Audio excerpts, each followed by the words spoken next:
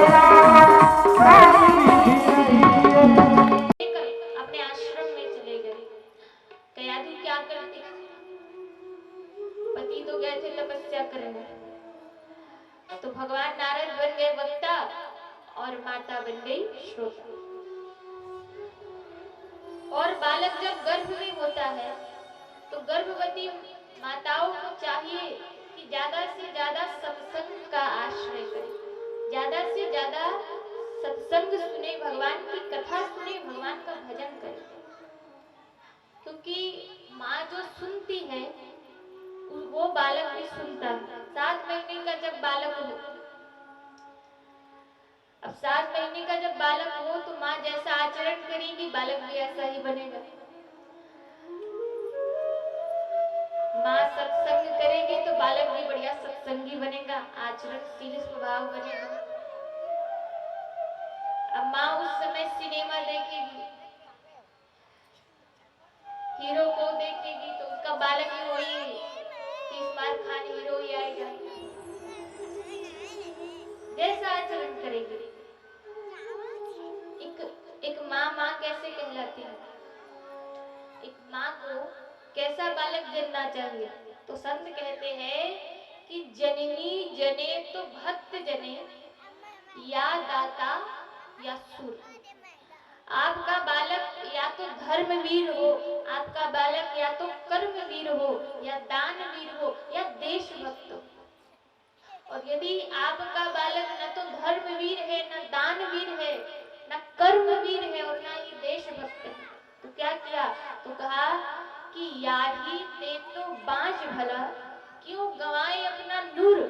और यदि आपका बालक न तो धर्मवीर है न ज्ञानवीर है तो उस माँ ने 9 महीने व्यर्थ में ही अपने स्वरूप का त्याग कर दिया, व्यर्थ ही अपने कोह को गंवा दिया। लेकिन भरत जी, प्रहलाद जी महाराज ऐसे नहीं है। प्रहलाद जी महाराज गर्भ में ही नारद जी से जिन्होंने शिक्षा प्राप्त कर ली। कारण एक ही था, परीक्षित सुखदेव जी कहते हैं कि एक ही कारण था कि कृष्ण रूपी ग्रह ने विष लिया था। प्रहलाद जी महाराज कभी बालकों के संग नहीं खेलते, एकांत में बैठकर भगवान का भजन करते। हिरण्यकश्यपु ने पढ़ने के लिए गुरुकुल भेजा और गुरुकुल में जाकर हिरण्यकश्यपु का पुत्र प्रहलाद केवल भगवान का भजन करता। एक दिन प्रहलाद के पिता हिरण्यकश्यपु ने पूछा कि बेटा तूने गुरुकुल में क्या शिक्षा प्राप्त की है, हमें बताओ। प्रहलाद ने कहा कि हे पिताजी, मैंने तो एक ही शिक्षा प्राप्त की है कि श्रवणम कीर्तनम विष्णु स्मरणम पाद सेवनम अर्चनम, कि भगवान की भक्ति जो करता है भगवान उसे अपनी शरण में ले लेता है। और भगवान की भक्ति कैसे करनी चाहिए, नवधा भक्ति का उपदेश दिया है श्री प्रहलाद जी ने। कहा कि श्रवणम कीर्तनम विष्णु। अमर को दोनों गुरु को बुलाया, डांट लगाई, फटकार लगाई कि हमारे पुत्र होकर के नारायण का नाम ले रहा है। संडा अमर ने कहा कि हे प्रभु, चाहे गंगा जी की कसम खा ले, चाहे माता पिता की कसम खा ले, हमने इनको कोई शिक्षा प्रदान नहीं की, ये तो ऊपर से सीखा सिखाया आया है महाराज। हिरण्यकश्यपु ने सोचा कि अभी बालक है, धीरे धीरे सब सीख जाएगा। और प्रहलाद जी फिर पुनः चले गए गुरुकुल पढ़ने के लिए। सुखदेव जी महाराज वर्णन करते हैं नहीं हुआ तो प्रहलाद के मित्रों ने पूछा, प्रहलाद के मित्र कहते हैं कि सखा, तुम्हारे पिता ने तुम्हें इतना मारना चाहा फिर भी तुम मरते। मित्रों से कहा कि हे मित्र, मेरी रक्षा करने वाला स्वयं भगवान है, गोविंद मेरी रक्षा करते हैं, नारायण मेरी रक्षा करते हैं। भगवान की बात को सुनकर, प्रहलाद की बात को सुनकर सखाओं ने कहा कि प्रहलाद, तुम्हारा भगवान करता क्या है? जन्म हमें माता पिता ने दिया, पालन पोषण माता पिता करते हैं, तुम्हारे भगवान का कार्य क्या है? तो कहा कि मित्रों, जिस परिवार को, जिस संतान को, जिस पत्नी को तुम अपना मानते हो, उस पत्नी का साथ केवल घर की चौखट तक है। जिस परिवार को तुम अपना मानते हो उस परिवार का साथ केवल शमशान तक है। लेकिन जिस परमात्मा को तुमने अपना माना, जिस भगवान को तुमने अपना माना है, वो इस लोक में भी साथ देगा और उस लोक में भी साथ देगा। प्रहलाद के मित्रों ने कहा कि हम भक्ति कैसे करें? तो कहा कि भक्ति करने के 2 साधन हैं। एक होता है सकाम भक्ति और दूसरी होती है निष्काम भक्ति। महाराज सकाम भक्ति किसे कहते हैं? मंदिर में जाएंगे, 2 नारियल चढ़ाएंगे और भगवान से कहेंगे कि प्रभु इस बार 12वीं में 90% दे देना, 2 नारियल चढ़ाऊंगा। नौकरी लगा देना, 4 नारियल चढ़ाऊंगा। ये सकाम भक्ति कहते हैं। एक बार एक भगत जी ने ब्रह्मा जी की 3 महीने तपस्या की। 3 महीने के बाद ब्रह्मा जी प्रकट हुए। ब्रह्मा जी ने कहा कि बेटा मैं बड़ा प्रसन्न हूँ, वरदान मांगो कि तुम्हें क्या चाहिए। ब्रह्मा जी ने कहा कि 3 वरदान मांगना। अब वो भक्त ठहरा कलयुगी सकामी भक्त ने कहा कि प्रभु पहला वरदान ये दे दो कि मेरा मकान बन जाए, दूसरा वरदान ये दे दो कि मेरी शादी हो जाए, विवाह हो जाए, और तीसरा वरदान ये दे दो कि जब चाहे तब 3 वरदान और मांग सको। ब्रह्मा जी ने कहा ऐसे ही थोड़ी मांग रहे हैं महाराज, 3 महीने तपस्या की है, ऐसी थोड़ी ना मांग रहे हैं। तथास्तु एक शंख दे दिया और कहा कि जब मेरी आवश्यकता हो इस शंख को बजा देना, फूंक देना। ब्रह्मा जी वहां से चले गए, उसका मकान बन गया, विवाह हो गया। एक दिन बड़ी जोर की भारी बारिश हुई और उसके मकान का जो रंग है ना, वो सारा का सारा रंग धुल गया। वहीं से ब्रह्मा जी को पुकारा, ब्रह्मा जी प्रकट हुए, बेटा वरदान मांगो। कहा कि पहला वरदान ये दे दो कि मेरे मकान पर कभी रंग ना छूटे, दूसरा वरदान ये दे दो कि मेरे मकान पर कभी वर्षा ना हो, और तीसरा वरदान ये दे दो कि जब चाहे तब 3 वरदान और मांग सको। अब तो ब्रह्मा जी की खोपड़ी घूमी, बोले महाराज अब तो सर्दी हो, जुखाम हो, जो भी समस्या हो महाराज सीधे ब्रह्मा जी को बुलाते। अब ब्रह्मा जी बोले सब काम धाम छोड़कर इसके पीछे भागू कि सृष्टि का कार्य संभालू। रोते रोते ब्रह्मा जी विष्णु जी के पास गए और कहा कि प्रभु त्राहिमाम इस कलयुगी भगत से मेरी रक्षा करो। भगवान विष्णु ने कहा कि विधाता जब वरदान देते हो ना तो ठोक पीट कर देख लिया करो कि कच्चा है कि पक्का है, भक्ति कच्ची है कि पक्की है। महाराज ब्रह्मा जी ने कहा प्रभु इस बार बचा लीजिए, अगली बार से ध्यान रखूंगा। और भगवान विष्णु ने मैया सरस्वती को आदेश दिया और मैया सरस्वती उसकी जीवा में जाकर के बैठ गई और उसने भक्ति का वरदान मांगा। कहने का अर्थ है ये होती है सकाम भक्ति, लेकिन भगवान तो निष्काम भक्ति से प्राप्त होता है। प्रहलाद के मित्र समझ गए और कहा कि हाँ हमें तो केवल परमात्मा में विश्वास करना चाहिए, लेकिन विश्वास कैसे आएगा, हमारे भीतर तो कोई भक्ति का भाव नहीं है, भाव कैसे जागृत होगा। तो प्रहलाद जी ने कहा कि केवल संकीर्तन करने से ही मन में भक्ति की जागृति होगी। किसी के हाथ में झांझ दे दिया, किसी के हाथ में मजीरा दे दी, किसी के हाथ में ढोलक दे दिया और दोनों हाथ उठाकर सब नाचने लगे और कहने लगे श्रीमन नारायण नारायण नारायण श्रीमन नारायण।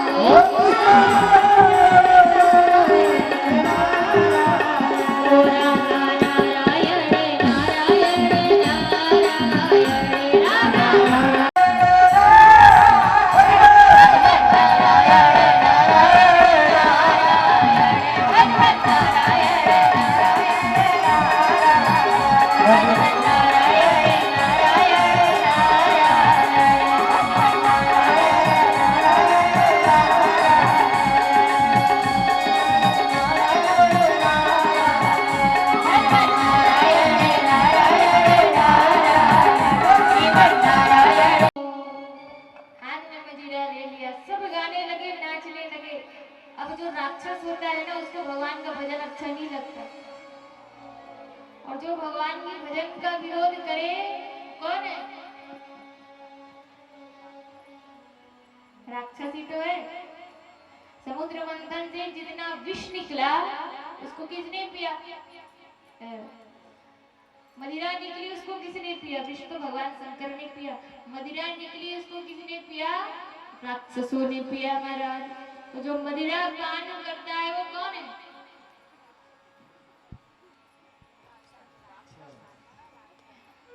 भला है बुरा है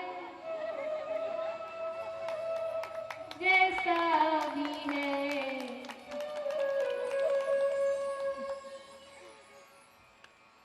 अब नसीब अपना अपना है महाराज, क्या कर सकते हैं। वो छोटी वाली भी क्या कर सके, बोलने के शौक कोई तो है किसका। भला है बुरा है क्या ही कर सकते हैं। तो जो राक्षस होता है ना, उनको भगवान की कथा अच्छी नहीं लगती, उनको भगवान का नाम अच्छा नहीं लगता। अब हिरण्यकश्यपु ने सुना और महाराज बड़ी जोर जोर से आवाज गर्जना करने लगा, जोर जोर से चिल्लाने लगा, कौन है जिसने नारायण का नाम लिया? कौन है जिसने मेरे शत्रु का नाम लिया? प्रहलाद जी दौड़े दौड़े आए, कीर्तन बंद हो गया, सन्नाटा छा गया। का नाम ले रहा है, बता तेरा नारायण कहाँ रहता है? कहाँ है तेरा नारायण? तो प्रहलाद ने कहा कि हे पिताजी, न केवलम ये भक्तस्य राजन् सवे बलम बलिनां च परेशा परिवेरे में स्थिर जंगमा ये ब्रह्मादयो येन वंश प्रणीता। हे पिताजी, हे राजन, जब प्रहलाद जी शिक्षा दे रहे हैं तो प्रहलाद जी ने पिताजी नहीं कहा, बल्कि कहा कि हे राजन, तुम्हें तथा समस्त बलवानों को जो बल प्रदान करता है, जो देवता बार बार जिनकी स्तुति करते हैं, वो मेरा नारायण ही तो है, वो मेरा भगवान ही तो है। सुखदेव जी कहते हैं, हिरण्यकश्यपु ने जोर से पूछा कि हे प्रहलाद, बड़ा नारायण नारायण करता है, कहाँ है तेरा भगवान? प्रहलाद ने कहा कि कहाँ नहीं है मेरा भगवान, कहाँ नहीं है मेरा गोविंद? हिरण्यकश्यपु ने कहा कि क्वासो यदि सर्वत्र, क्या तुम्हारा भगवान सर्वत्र है? तो कहा कि हाँ, मेरा भगवान सर्वत्र है। कहाँ है? कस्मात् स्तंभेन दृश्यते, क्या तुम्हें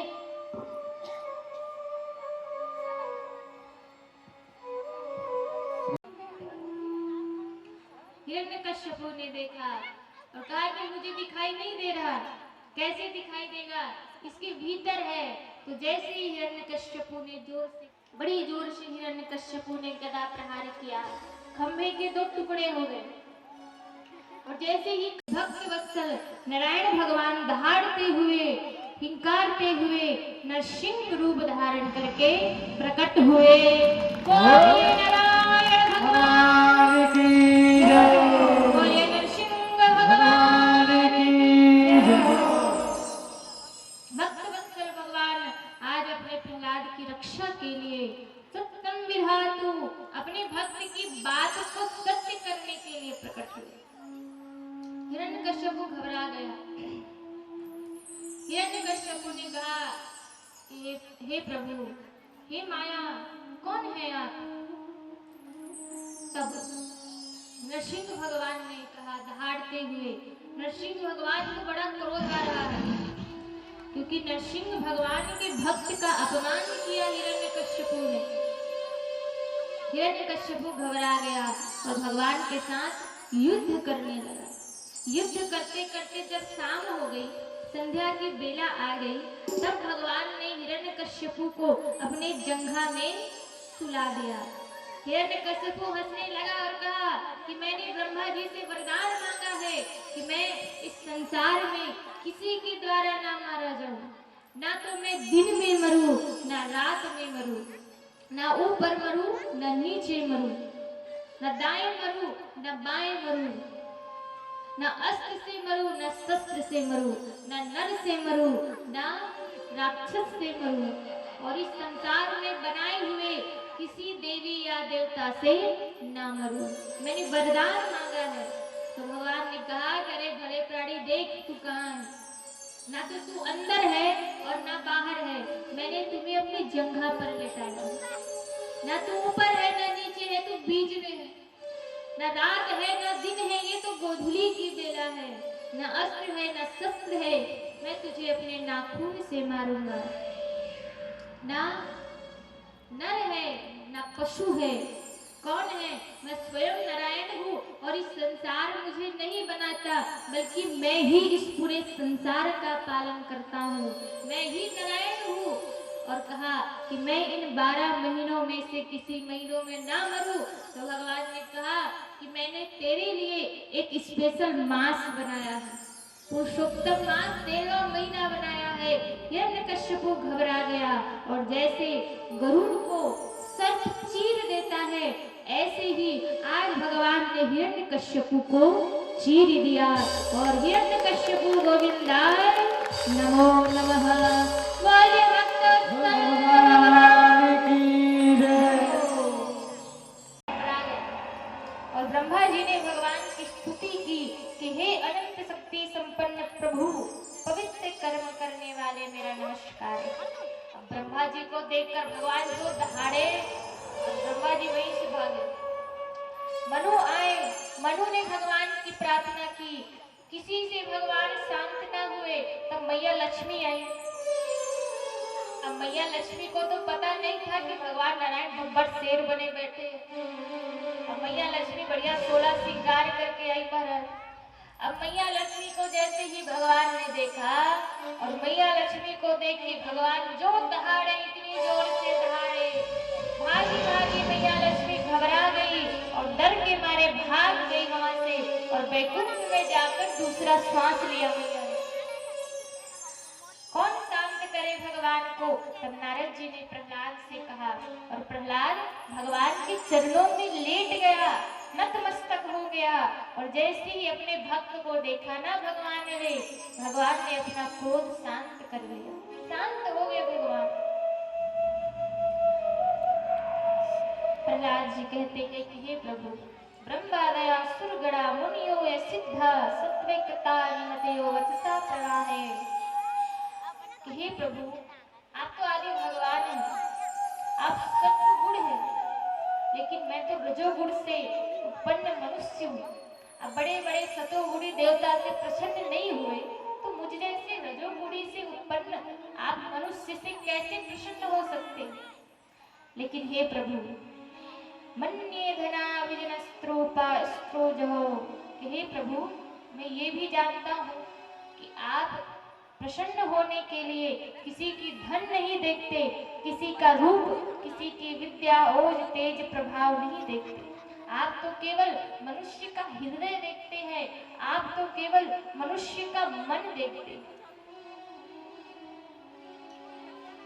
प्रहलाद जी ने कहा कि हे प्रभु, आप इस संसार में जो भी व्यक्ति है जो भक्ति करता है, आप उसके अवगुणों पर भी क्षमा प्रदान करते, अवगुणों पर भी आप क्षमा कर देते। भगवान कहते हैं कि प्रहलाद, तुझे मुझसे डर नहीं लग रहा? तो प्रहलाद ने कहा कि प्रभु, जब जंगल में शेर दहाड़ता है तो क्या शेर का बालक डरता है? अरे शेर का बालक तो शेर की छाती पर दौड़ने लगता है, क्रीड़ा करता है, खेल कूद करता है। तो हम भी तो आपके बालक है ना, हम भी तो आपके संतान है, हम सब आपके बालक है। इस प्रकार प्रहलाद ने भगवान की स्तुति गाई। भगवान ने कहा वरदान मांगो, तो प्रहलाद ने कहा कि हे प्रभु, आप यदि मुझसे कुछ मांगने की इच्छा रखते हैं तो एक ही चीज देना कि मुझे कभी मांगने का मन ना हो, मेरे भीतर इच्छाएं समाप्त हो जाए, ऐसा वरदान देना। लेकिन भक्त वत्सल भगवान ने एक मनवंतर राज्य करने का वरदान दिया है।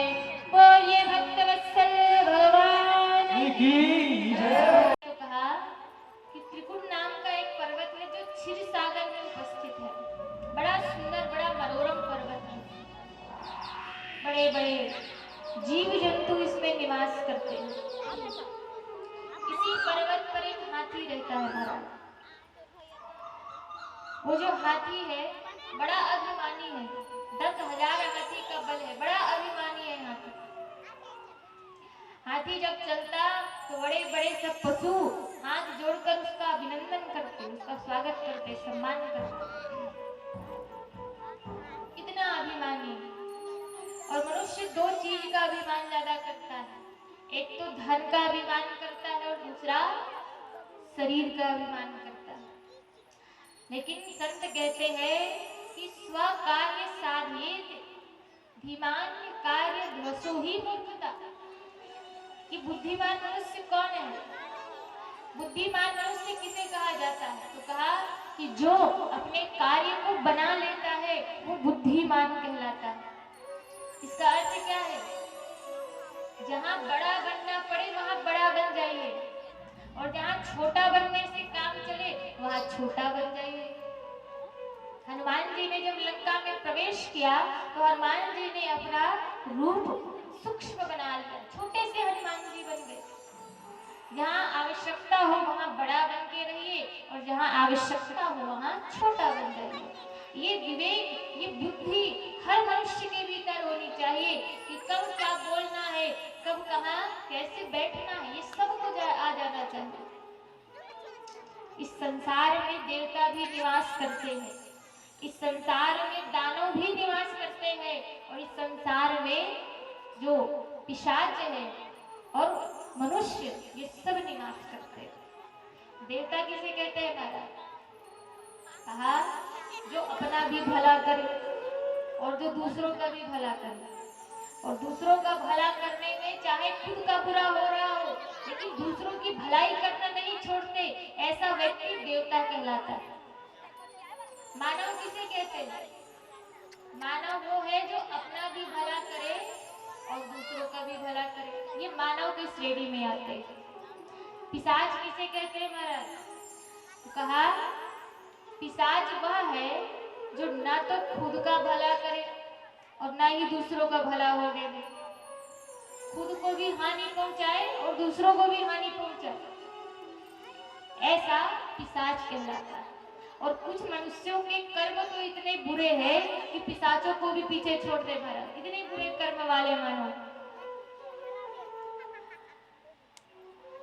मनुष्य कब तक बंधन में बंधा रहे? तो कहा कि जब तक मनुष्य कुकर्म के दायरे में बंधा है तब तक उसका कल्याण नहीं होता, और जैसे ही उस दायरे से बाहर आता है उसका कल्याण हो जाता है। एक कुएं ने समुद्र को शिकायत की। कुएं ने समुद्र से कहा कि तुम इस संसार के सभी नदी नालों के पानी, और कहा कि कुआं जब तक तुम कुकर्म के दायरे में बंधे रहोगे तब तक तुम्हारा कल्याण नहीं हो सकता। उसी प्रकार मनुष्य ने भी अपने माया का बंधन बोया है। रेशम का कीड़ा अपने लिए खोखला बनाता है और उसी में जकड़ के रह जाता है। मकड़ी अपना जाला स्वयं बनाती है और उसी में फंस करके रह जाती है। इसीलिए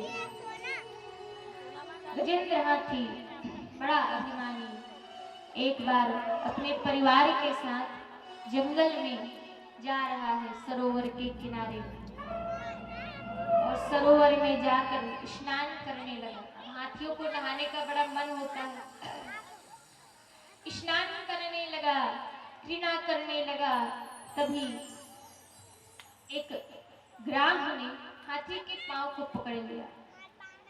हाथी ने सोचा कोई छोटा मोटा जीव होगा, वो जानता नहीं है कि राजा के पांव को पकड़ा है, जानेगा तो छोड़ देगा। हाथी ने ऐसा सोचा और ध्यान नहीं दिया। कई घंटे बीत गए स्नान करते करते। अब उस ग्राह ने, उस मगरमच्छ ने हाथी के पांव को जोर से पकड़ा, बड़ी जोर से हाथी के पांव को पकड़ा और रक्त का शोषण करने लगा। हाथी ने ग्राह से युद्ध किया, युद्ध में हार गया। परिवार वालों से कहा कि मेरी मदद करो, मेरी सहायता करो, लेकिन परिवार वालों ने सोचा कि पिताजी, बेटों ने कहा कि पिताजी आप तो मर ही रहे हैं, आपके साथ यदि हम गए तो हम भी मर जाएंगे। परिणाम ये हुआ कि उस हाथी के परिवार वालों ने, उस हाथी के बेटे ने, उस हाथी की पत्नियां, जो 50 पत्नियां और 150 पुत्र हैं, उस हाथी के पुत्रों ने और उस हाथी की पत्नियों ने उसका त्याग कर दिया। महाराज, ये तो संसार का नियम है कि जब दुख आता है, जब तकलीफ आती है, तो सबसे पहले हमारे सगे संबंधी हमारा त्याग कर देते हैं।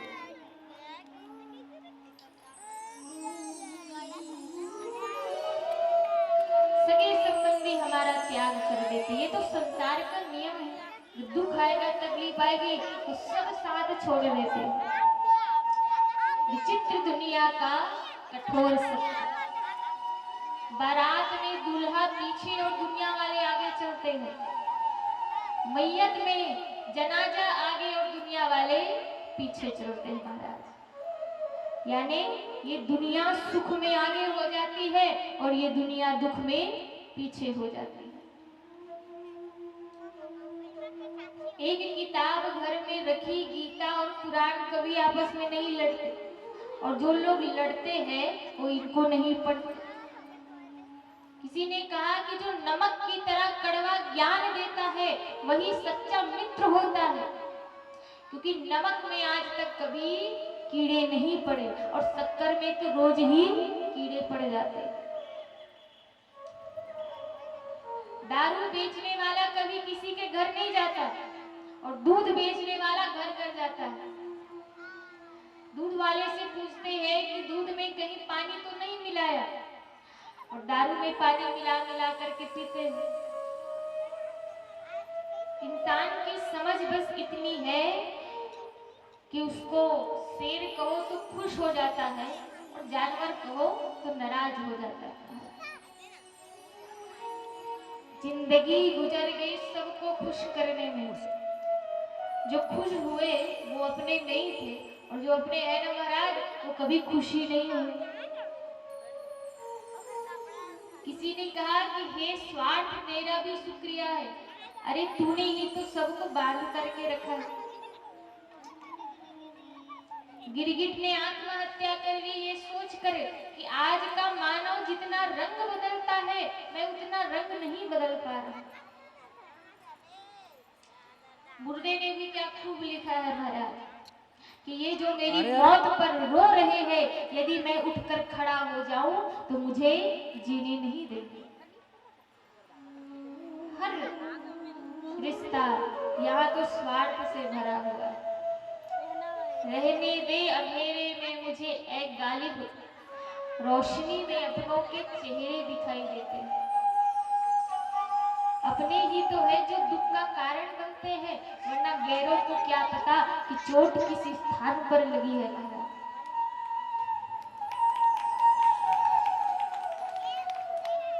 कसमें वादे प्यार वफा सब बातें हैं, बातों का क्या।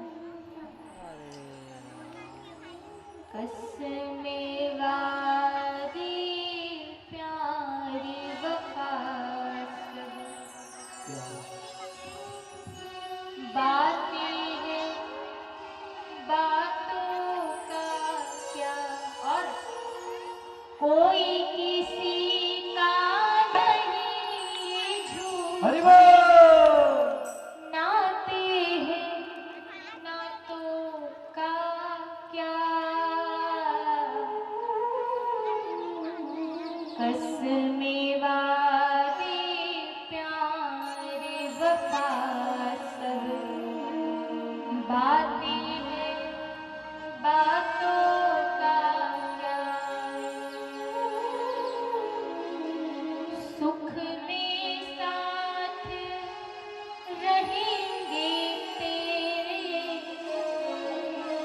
दुख में सब मुंह मोड़ेंगे।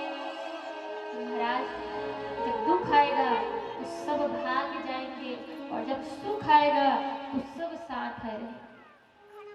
सुख में साथ रहेंगे तेरे, दुख में सब मुंह मोड़ेंगे।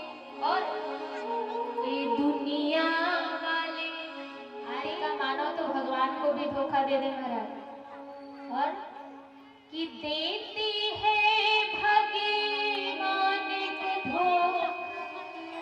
देते हैं भगवान को धोखा, इंसान को क्या छोड़ेंगे। कसमें वादे प्यारे वफा सब बातें हैं, बातों का क्या। मनुष्य जब पाप करता है तो सोचता है कि मुझे कोई देख नहीं रहा, तो कहा कि होगा मसीहा सामने तेरे, फिर भी तू ना बच पाएगा। होगा मसीहा सामने तेरे, फिर भी तू ना बच पाएगा। तेरा अपना खून ही आखिर तुझको आगे लगाएगा। तेरा अपना खून ही आखिर तुझको आगे लगाएगा। और आसमान में उड़ने वाली, आसमान में उड़ने वाली मिट्टी में मिल जाएगा। कसमें वादे प्यारे वफा सब बातें हैं, बातों का क्या। करके भाग गया। जिस पुत्र के लिए जमीन पर शयन किया, भूखे पेट रहे, आधा भोजन किया, और जब दुख की घड़ी आई तो वो पुत्र ने त्याग दिया, पुत्र ने छोड़ दिया। और भगवान को गजेंद्र ने पुकारा कि हे प्रभु, ओम नमो भगवते दशमे यत् एतत्तिदात्मकं पुरुषयाद भी जाए परेश याद धीमहि कि हे करुणावान कृपा करो, कृपा करो। भगवान नारायण ने सुना और भगवान नारायण आज गजेंद्र की रक्षा के लिए धरती पर पधारे। बोलिए भक्त वत्सल भगवान की जय। गजेंद्र को भगवान ने बाहर निकाला और हाथी के सर को, ग्राह के सर को धड़ से अलग किया और हाथी की प्राण रक्षा कर दी मेरे नारायण ने। बोलिए नारायण भगवान की जय। का वर्णन किया। अब चलते हैं वो सुंदर मनोरम आनंदमय उस प्रसंग की ओर जो मनुष्य को अनंत कोटि आनंद की प्राप्ति कराता। के पुत्र हुए सूर्य, सूर्य के पुत्र हुए विवस्वान, विवस्वान के पुत्र हुए वैवस्वत, पुरंजन, सयाति, सुकन्या, सब सूर्य वंश में हुए। राजा नवग हुए, नबाग हुए, राजा अम्बरीश हुए। एक बार राजा अम्बरीश का दुर्वासा ऋषि ने अपमान कर दिया और नारायण भगवान से अपने भक्त का अपमान नहीं सहा गया, तो नारायण भगवान ने दुर्वासा जी को मारने का प्रयास किया, लेकिन दुर्वासा जी ने भगवान नारायण की आज्ञा से उनके भक्त से क्षमा मांगी, अम्बरीश से क्षमा मांगी और अम्बरीश ने उनकी प्राण रक्षा की। सुखदेव जी वर्णन करते हैं कि भगवान जो है सूर्य वंश में अवतार लेते। सूर्य वंश की विशेषता है कि यहाँ बिना यज्ञ किए किसी के यहाँ पुत्र नहीं होता है। जब तक यज्ञ नहीं करते तब तक पुत्र नहीं होता। और चंद्र वंश की ये विशेषता है कि यहाँ जब तक लड़ाई झगड़ा नहीं हो तब तक किसी का विवाह नहीं होता। राजा मुकुक्षचंद्र हुए, राजा भागीरथी की तपस्या से माँ गंगा प्रसन्न हुई और धरती पर आने को तैयार हुई। माँ गंगा भगवान कमंडल, ब्रह्मा की कमंडल से निकलकर भगवान शिव की जटा में आई।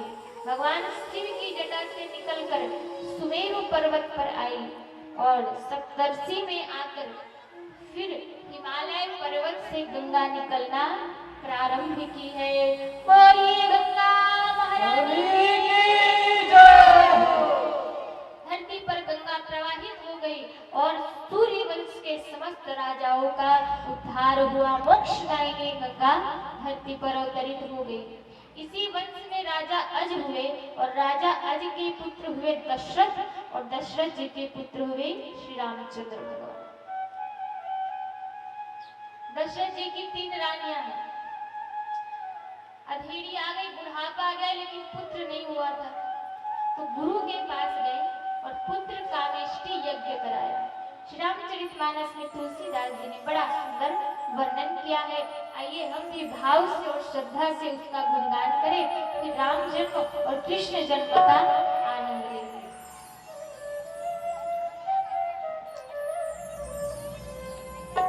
एक बार भूपति मन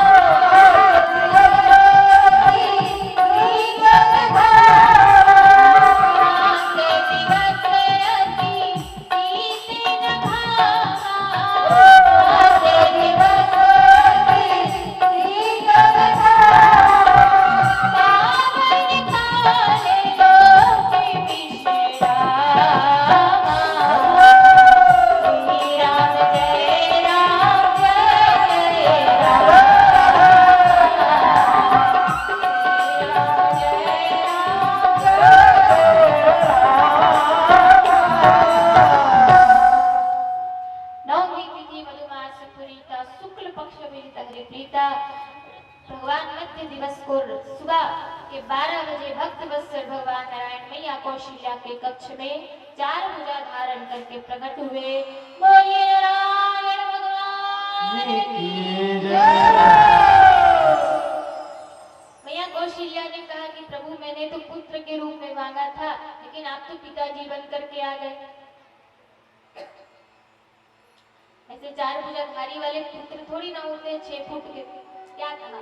तो कहा छोटे बालक बन जाओ, सुनिए वचन सुधारना रोदन ठाना, हुई बालक सुरभूपा। भगवान छोटे से नाटे से बन गए और बालक रूप में भगवान परिणित हो गए।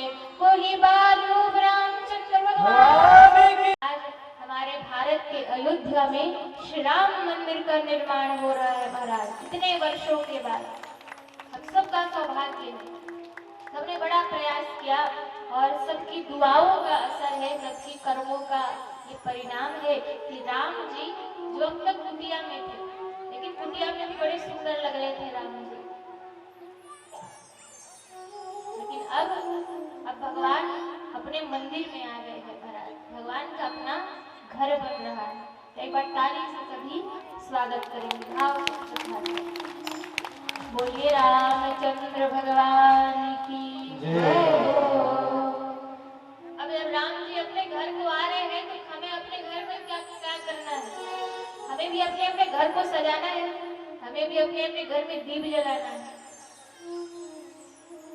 सजा दो घर को गुलशन सा, सजा दो घर को गुलशन सा, अब घर में कुटिया की दुल्हन सी लगे, कुटिया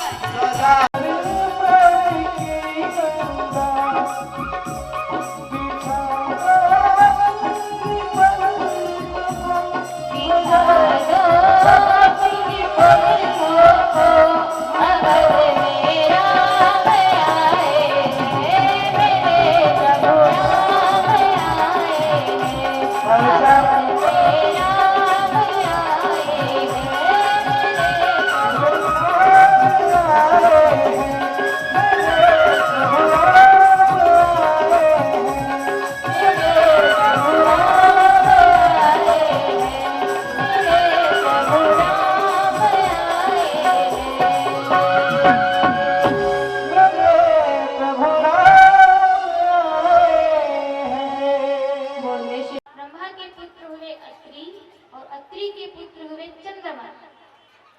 चंद्रमा के वंश में ही भगवान ने अवतार लिया। राजा उग्रसेन हुए जिनका पुत्र हुआ कंस। कंस जो है जब इनका जन्म हुआ तब पंडितों ने कहा कि राजा, ये जो तुम्हारा पुत्र है ये तुम्हारे कुल का नाश कर देगा, तो तुम ऐसे पुत्र को त्याग डालो। और उग्रसेन ने विप्रों के कहने पर अपने कंस का पुत्र का त्याग कर दिया। यमुना जी ने बहा दिया कंस को। तभी सूर्य से वसुदेव जी के पिता यमुना में स्नान कर रहे थे। छोटे से बालक को देखा बह रहा है, रहा नहीं गया तो अपने साथ अपने महल को ले आए और वसुदेव जी के साथ ही कंस का लालन पालन किया। और जब कंस बड़ा हुआ तो इसे पता लगा कि उग्रसेन मेरा पिता है, और द्वेष के कारण उग्रसेन को मार पीट कर, अपने पिता को मार पीट कर कारागृह में डाल दिया और स्वयं मथुरा के राजा बन गए। राक्षस प्रवृत्ति है, यज्ञ हवन कुंड सब फेंक दिया गया, सारे पूजा पाठ बंद करा दिए गए, संतों को प्रताड़ना देने लगा, मारने लगा, अत्याचार करने लगा। इतना अत्याचार बढ़ा, इतना अत्याचार बढ़ा कि पृथ्वी देवी कांपने लगी। और पृथ्वी देवी ने भगवान के पास जाकर याचना की और भगवान ने पृथ्वी देवी से कहा कि तुम चिंता मत करो, मैं चंद्रवंश में देवकी के गर्भ से अवतार लूंगा। कंस की बहन है देवकी, जिससे बड़ा प्रेम करता है कंस।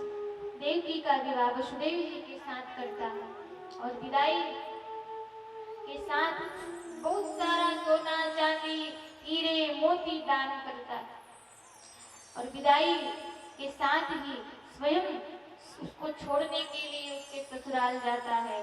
तभी रास्ते पर ही आकाशवाणी हो गई कि अरे दुष्ट कंस, अरे पापी कंस, जिस बालक को तू लेकर जा रहा है, हे कंस, कंस देवकी का 8वां लाल ही तेरा काल होगा, तेरा अस्तित्व मिटाने इसका 8वां लाल होगा। आकाशवाणी हुई। कंस ने कहा यदि बांस ही ना रहेगी तो बंसुरी कहां से बनेगी। देवकी को मारने का प्रयास किया, लेकिन वसुदेव जी ने रोक दिया और कहा कि मेरी पत्नी का जितना संतान होगा वो सब ला करके मैं आपको सौंप दूंगा। अब कंस मान गया और देवकी और वसुदेव जी को कारागृह में डाल दिया। एक पुत्र हुआ कीर्ति, जिसको कंस ने मार डाला। दूसरे पुत्र को भी कंस ने मार डाला। 6 पुत्र कंस ने देवकी के मार डाले। 7वीं संतान के रूप में स्वयं शेषनाग जी मैया देवकी के गर्भ में पधारे।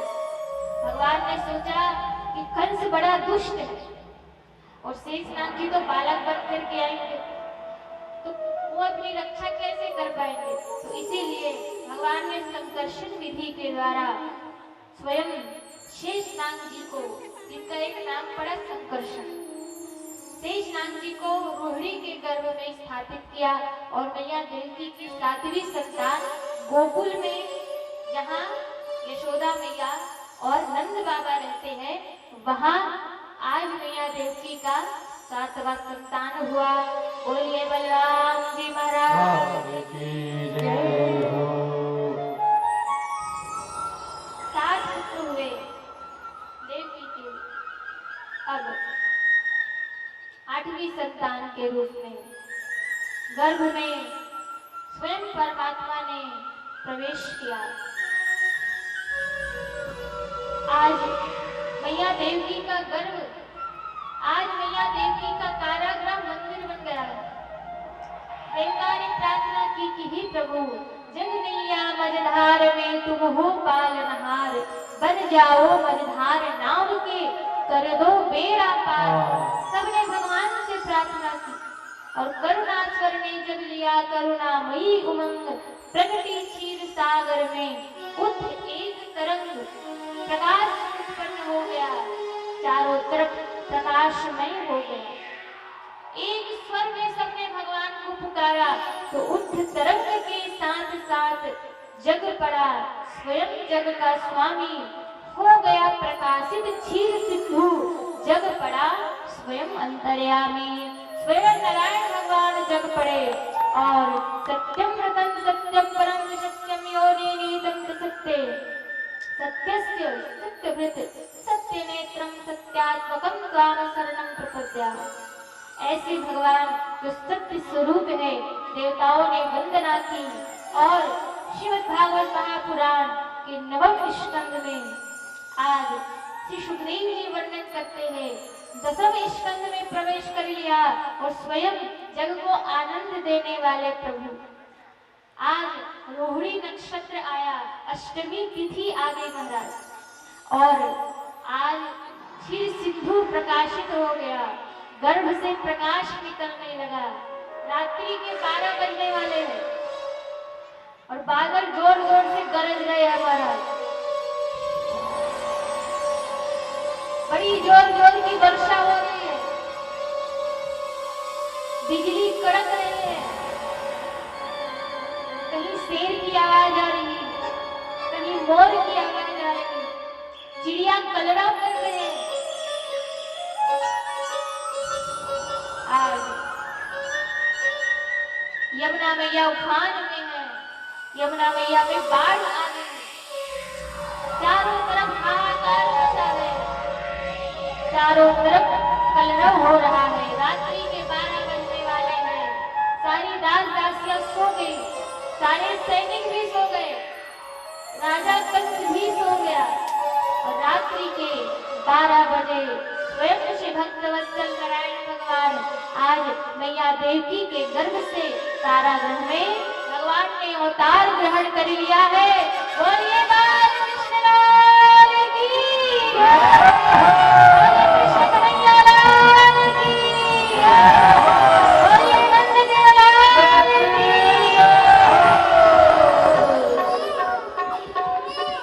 भगवान ने अवतार ग्रहण किया और वसुदेव जी टोकरी में बिठाकर भगवान को सीधा गोकुल लेकर के आए हैं। बोलिए भक्त वत्सल भगवान की जय। नंद के आनंद भयो, गोकुल में आनंद भयो, पूरी बारा में आनंद भयो, पटेल परिवार में आनंद भयो। आइए हम आप सब भी भगवान का कन्हैया का भाव और श्रद्धा से स्वागत करेंगे। बोलिए बाल कृष्ण लाल की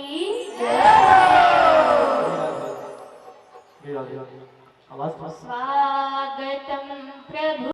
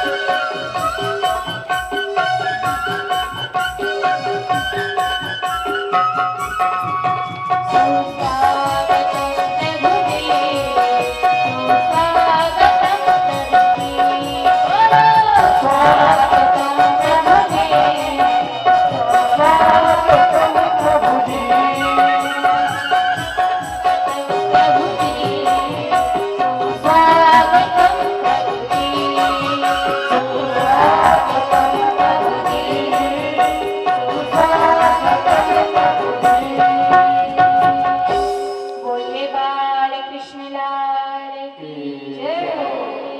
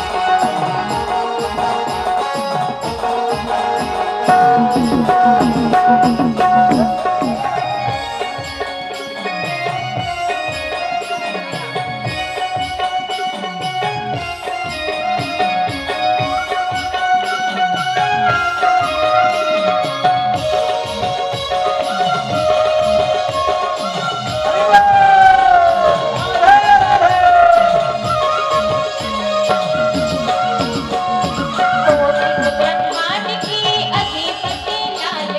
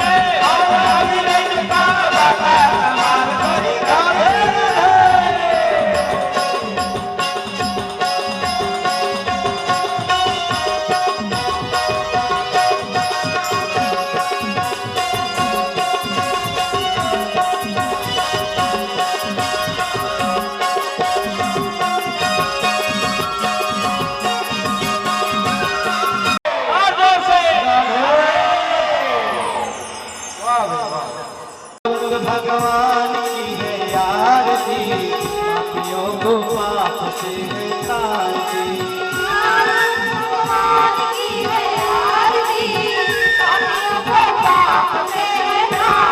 ये अमर ग्रंथ ये मुक्ति पंथ ये पंचम वेद निराला, ज्योति जगाने वाला।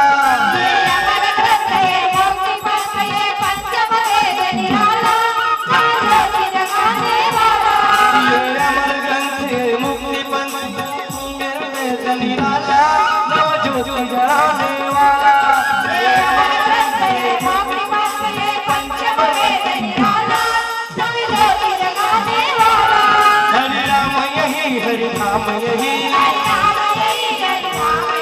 हरि नाम यही, आरती, पापियों को पाप से है तारती।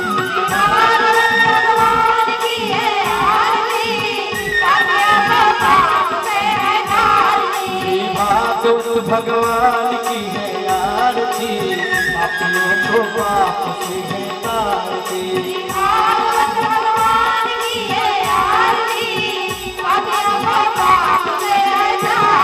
ये शांति गीत पावन पुनीत पापों को मिटाने वाला, हरि दर्श कराने वाला।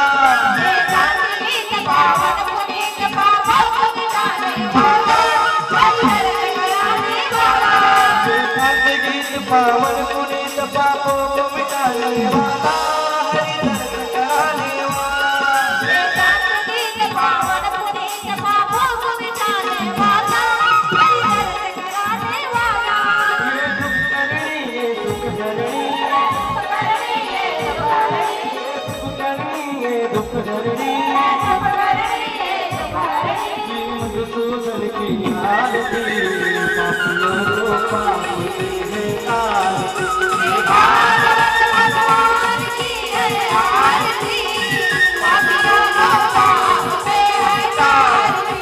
भागवत भगवान की है आरती, पापियों को पाप से है तारती। की महिमा की आरती, पापियों को पाप से है तारती। भगवान की है आरती, पापियों को पाप से है तारती।